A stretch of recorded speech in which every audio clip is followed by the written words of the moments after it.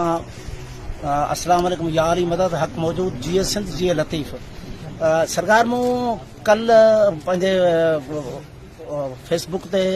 clip रखी त मां पंहिंजो मोरे जे शहीदनि ॾे वेंदुसि ऐं वरी सुबुह असां तयारी कई आस्थान तां तक़रीबन 8:15 बजे धारे निकितासीं ऐं मां कुझु जेके फ़क़ीर मां मिसकिन फ़क़ीर लॾो पंहिंजे जेको उन फुकराई बंड मां बंड खणी आयो आहियां ऐं मां जेॾी महिल बि मोरे खां आयुसि त मोरे खां लथुसि त उते पुलिस बीठी बख़्तर बंदि गाॾियूं बीठियूं सभु कुझु बीठो हुयो पर मूंखे झलियो कंहिं बि कोन को मां आसानी सां उन्हनि जे तॾे ते पहुची वियो आहियां उन जेके मुतासिर आहिनि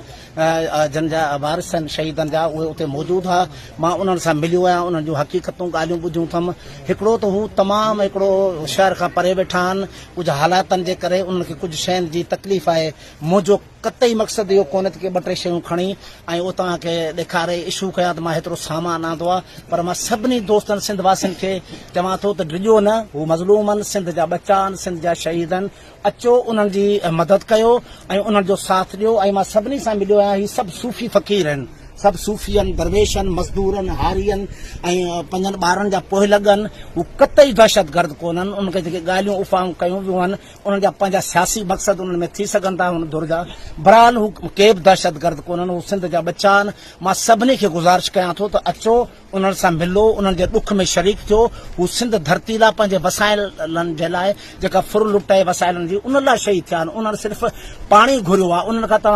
उन्हनि तव्हां खां इंसाफ़ घुरियो आहे ऐं मां लंजार साहिब खे इहो अर्ज़ु कयां थो त तूं साहिब इक़्तिदार आहीं तूं कानून तुंहिंजे हथ में आहे तूं वज़ीर दाख़िला आहीं तोखे हिननि मिसकिननि खे दहशतगर्द साबित करे छा चवणु चाहीं थो हू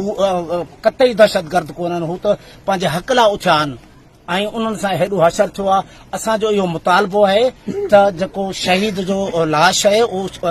वारसनि जे मुताबिक़ उन्हनि खे ॾिनो वञे ऐं जन बि इहे ज़ुल्म कयो आहे जन बि कहर कयो आहे जेके बि इहे मर्डर थिया आहिनि शहीद थिया आहिनि ऐं उन्हनि ते जांच करे उन्हनि ते FIR कटियूं वञनि ऐं जेके उन्हनि वटि बंदि आहिनि शहीदनि जा वारिस उन्हनि खे छॾियो वञे त उहे पंहिंजे वारसनि सां पंहिंजे ॾुख में शामिलु थियनि ऐं मां सभिनी सिंध वासियुनि खे गुज़ारिश कयां थो त अचो इन्हनि सां मिलो के बि दहशतगर्द कोन्हनि हू तमामु हिकिड़ा सादा सूदा सिंध जा ऐं सूफ़ी मंश माण्हू आहिनि सभिनी दोस्तनि खे मूं फ़क़ीर तरफ़ां हक़ मौजूदु